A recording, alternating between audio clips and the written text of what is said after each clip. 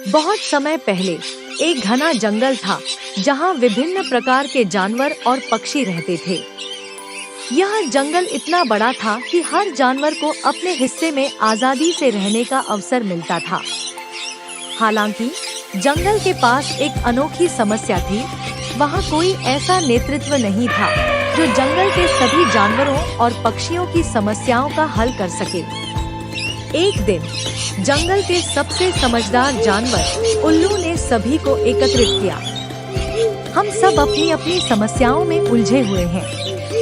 अगर हमें एक नेता चुनने का मौका मिले तो वह हमारे लिए फैसले ले सकता है और जंगल में शांति और व्यवस्था ला सकता है, उसने सुझाव दिया। उल्लू के प्रस्ताव से सहमति जताते हुए सभी ने जंगल में चुनाव करवाने का फैसला किया। यह घोषणा हुई कि जंगल का हर प्राणी अपने मत का उपयोग कर सकता है और जिसे सबसे ज्यादा वोट मिलेंगे वही नेता बनेगा। चुनाव में हिस्सा लेने के लिए 4 जानवरों ने अपनी उम्मीदवारी घोषित की।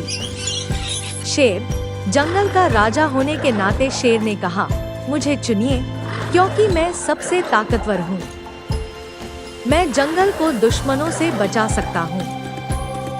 लोमड़ी, अपनी चालाकी और बुद्धिमत्ता के लिए प्रसिद्ध लोमड़ी ने वादा किया, अगर मैं नेता बनूंगी तो हर समस्या का हल निकाला जाएगा। हाथी ने अपने अनुभव और सहनशीलता पर जोर देते हुए कहा, मुझे वोट दीजिए क्योंकि मैं सबसे शांत और समझदार हूँ।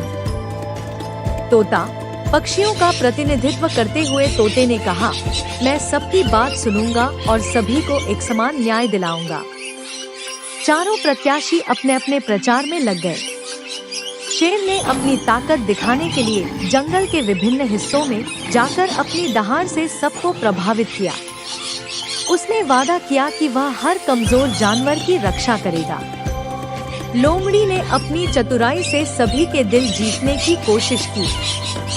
उसने छोटी छोटी सभाएं की और हर जानवर की समस्या को सुनकर समाधान का भरोसा दिलाया। हाथी ने शांत और स्थिरता का प्रचार किया।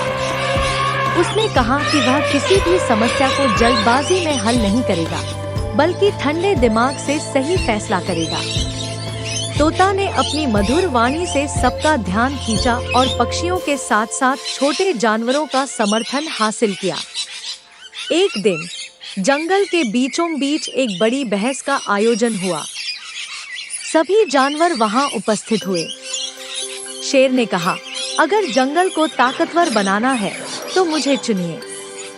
मैं जंगल को दुश्मनों से बचाऊंगा। लोमड़ी ने तर्क दिया, शेर केवल ताकत की बात करता है, लेकिन जंगल को बुद्धिमत्ता की जरूरत है। हाथी ने कहा, ताकत और चतुराई से ज्यादा जरूरी है धैर्य और न्याय। मैं सभी के लिए न्याय करूंगा।